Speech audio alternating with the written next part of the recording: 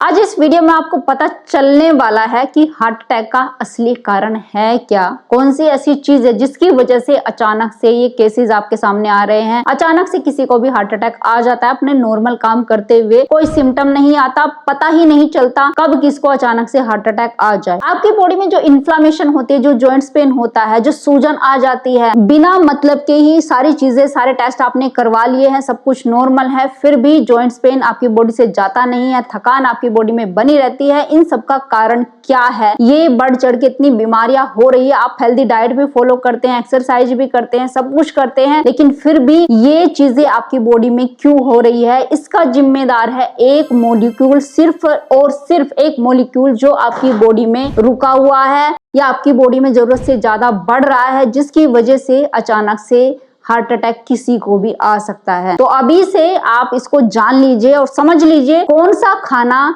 इस मॉलिक्यूल को आपकी बॉडी में लाता है या बढ़ाता है, जिसकी वजह से कभी भी किसी को भी कोई प्रॉब्लम आ सकती है। तो चलिए जानते हैं इस वीडियो में कि ये मॉलिक्यूल कौन सा है और कौन से खाने से आता है, जो कि आपको बिल्कुल बंद कर देना है अगर आप अपने आप को हेल्दी रखना चाहते हो और चाहते हो कि जिंदगी में हार्ट अटैक जैसी समस्या आपके किसी फैमिली मेंबर को ना आए, आपको तो कभी भी ना आए, अगर आप ये चाहते हो। तो चलिए शुरू करते हैं इस वीडियो को। हेलो फ्रेंड्स, मैं सुमन चौहान, सर्टिफाइड डाइटिशियन, न्यूट्रिशनिस्ट, आपकी फिटनेस ट्रेनर। मेरे चैनल देसी इलाज में आपका स्वागत है। तो चलिए जिस मॉलिक्यूल के बारे में आपको बताने वाली हूँ उसको ध्यान से सुनना, समझना, और फिर ये जो बार बार की आपकी बॉडी में इन्फ्लामेशन होती है, जॉइंट्स पेन होता है, किसी को रूमेटॉइड अर्थराइटिस हो गया है, पता ही नहीं चल रहा कि अचानक से ये गंभीर बीमारी क्यों आ गई है आपकी बॉडी में, आखिर जिम्मेदार कौन है? आप तो हेल्दी खाना खा रहे थे, फिर भी ये आपके साथ क्यों हुआ? वो सारा सच आज आपके सामने आने वाला है, जिसको कभी कोई डॉक्टर नहीं बताता है। तो चलिए देखते हैं आखिर जिम्मेदार कौन है। तो देखिए, एक मॉलिक्यूल होता है IGF molecule.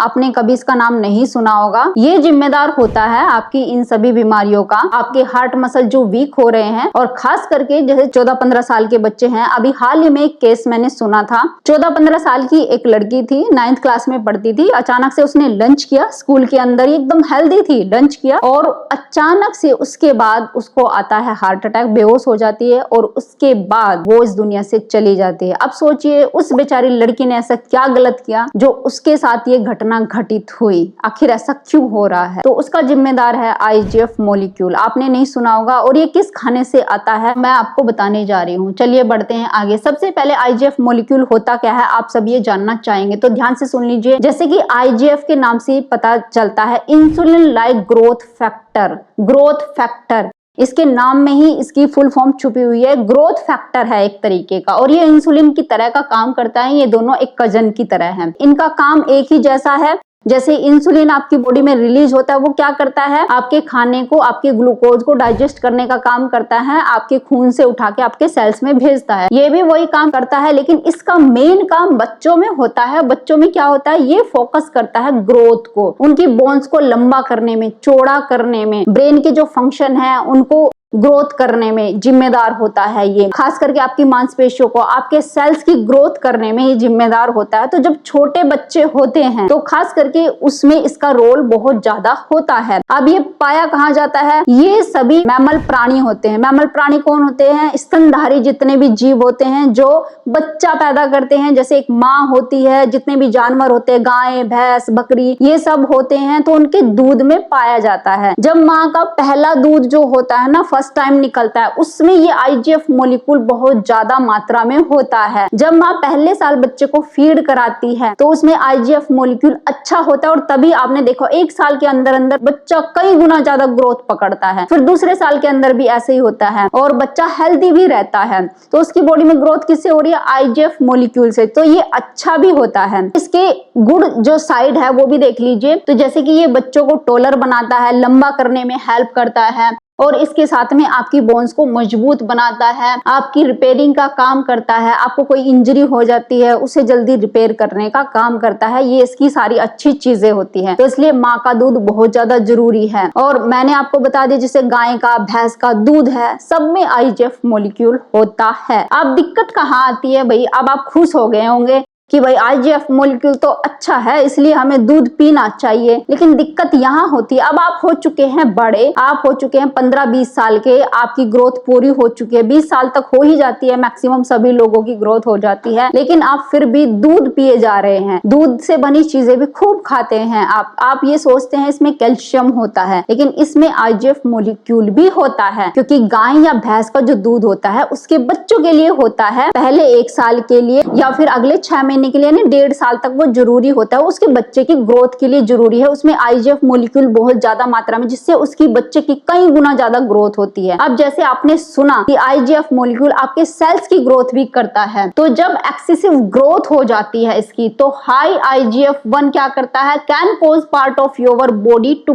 Grow abnormally range, यानी कि ये एबनॉर्मल तरीके से आपके सेल्स की ग्रोथ भी कर देता है। आपके सेल्स की ग्रोथ हुए जा रही है, एक लिमिट के ऊपर हो चुकी है, फिर बीमारियां आनी शुरू होती है, इन्फ्लामेशन होती है, सूजन होती है, और ये क्या बोला जाता है, एक्रोमीगैली, इसको एक्रोमीगैली बोलते हैं। अब इसके आगे भी देखिए क्या होता है, अगर आईजीएफ मॉलिक्यूल ये ज्यादा ही हो रहा है आपकी बॉडी में, अभी ये भी बताने वाली हूँ कौन कौन से फूड से ये आपको और मिलेगा, तो ये क्या करता है, कैंसर सेल्स की ग्रोथ भी कर देता है। देखो सेल्स की ग्रोथ हो रही है, एक लिमिट में होनी चाहिए, ठीक है, और ग्रोथ की अभी इतनी जरूरत भी नहीं है। हाँ, टूट फूट जो हो रही है उसकी मरम्मत होनी चाहिए, वो आपके खाने से आपको मिल रहा है, हो जा रही है। लेकिन अगर आप दूध एक लिमिट के ऊपर पीते हैं, एक लिमिट के ऊपर भी क्या, अगर आपको डाइजेस्ट ही नहीं हो रहा, एक बार भी आप पी लोगे तो वो भी नुकसान ही करता है। आपकी बॉडी में वो एंजाइम रिलीज नहीं हो रहे जो दूध को डाइजेस्ट करते हैं, वो भी तभी रिलीज होते हैं जब तक आपके मुंह में दांत नहीं आते। जब मुंह में दांत आ जाते हैं बच्चे के, तब वो प्रोटीन कम होना शुरू हो जाता है, या वो एंजाइम कम होना शुरू हो जाता है जो दूध को डाइजेस्ट करता है। लेकिन हमें आदत है बचपन से ही पीने की, तो इसलिए हम बड़े होकर भी पीते चले जाते हैं। अब क्या होता है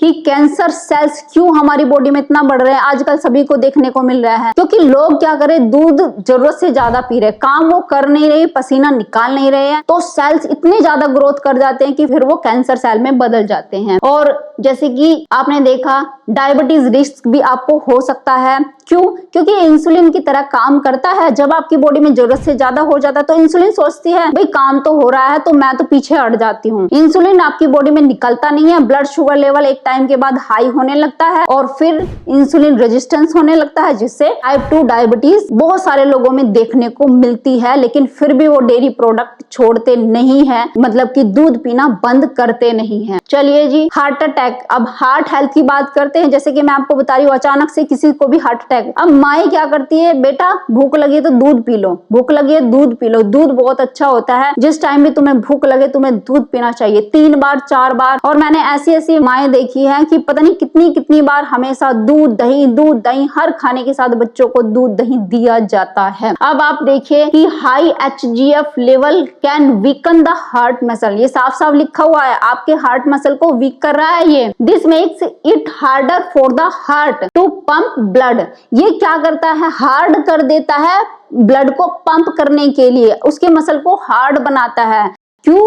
क्योंकि ये ग्रोथ हार्मोन है और ये मसल का लचीलापन खराब कर रहा है, which can lead to heart failure, जो लीड करता है हार्ट फेलियर को। अगर आप भी बच्चों को जरूरत से ज्यादा दूध पिलाए जा रहे हैं तो एक बार रुककर सोचिए। दूध ठीक है, एक टाइम के लिए चल सकता है, रात को दे सकते हैं या सुबह दे सकते हैं, लेकिन बार बार नहीं। चलिए नेक्स्ट बात करते हैं। अब ये आता कहाँ से है? आप सब लोग सोच रहे होंगे, अब जल्दी से बता दीजिए किन किन भोजन से ये आता है।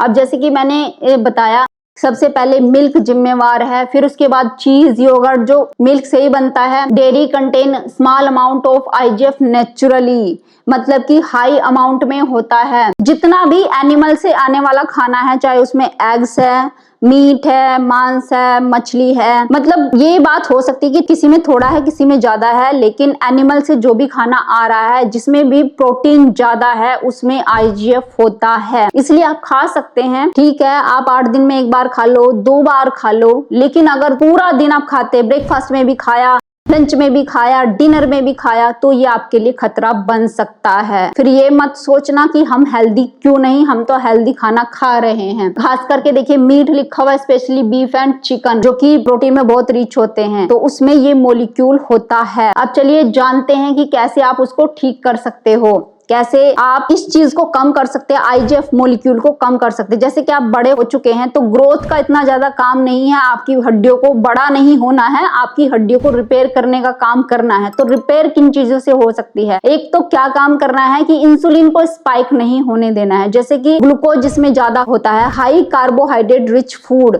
जैसे कि मैदा हो गया, चीनी हो गया, या बहुत ज्यादा मीठी चीजें, उनको अवॉइड करना है। और खा सकते हैं तो कैसे खा सकते हैं? जैसे कि आटा हमें खाना पड़ता है, चावल हमें खाना पड़ता है, दाल में भी कार्बोहाइड्रेट होता है, तो उससे पहले फाइबर ऐड कर दो। फाइबर किसमें होता है? हरी साग सब्जियों में। न्यूट्रिएंट रिच फूड खाना है, वो किसमें होता है? हरी साग सब्जियों में। तो आपको कम से कम 500 से 600 ग्राम, एक इंसान को जो एक अडल्ट पर्सन है उसको 500 से 600 ग्राम सैलेड विद छिलका अच्छे से साफ करके, सब्जियों को जिनका छिलका जरूरी है उनका निकाल दीजिए, लेकिन जिनका छिलका जरूरी नहीं निकालना उनका मत निकालिए, और उनको ऐसे ही चबा चबा करके खाइए। इसके खाने से क्या होता है कि न्यूट्रिएंट तो आपको मिलते ही मिलते हैं। जो ये हाई फाइबर होता है ये आपकी बॉडी को सफाई करने का काम करता है, आपकी आंतों को साफ करने का काम करता है, इंसुलिन सेंसिटिविटी को इंप्रूव करता है, जिससे ग्लूकोज आपके ब्लड में रुकता नहीं, ये एनर्जी में बदलता है। आपको कम खाने के बावजूद भी एनर्जी मिलती है। आप कम कार्बोहाइड्रेट भी खाएंगे तो भी आपको भरपूर एनर्जी मिलेगी, और इससे क्या होगा कि आपकी रिपेयर का काम जो है वो हाई लेवल पे होगा, आपकी टूट फूट जो हाई लेवल पे होगी, इन्फ्लामेशन नहीं होगी, आपके मसल वीक नहीं होंगे। तो आपको सैलेड खानी है। फिर दूसरी चीज फर्मेंटेड फूड ऐड करना है, सब्जियों को फर्मेंट करके आप खा सकते हैं ये चीजें। और डेयरी या डेयरी से जो भी बने प्रोडक्ट होते हैं उनको कम से कम करना है।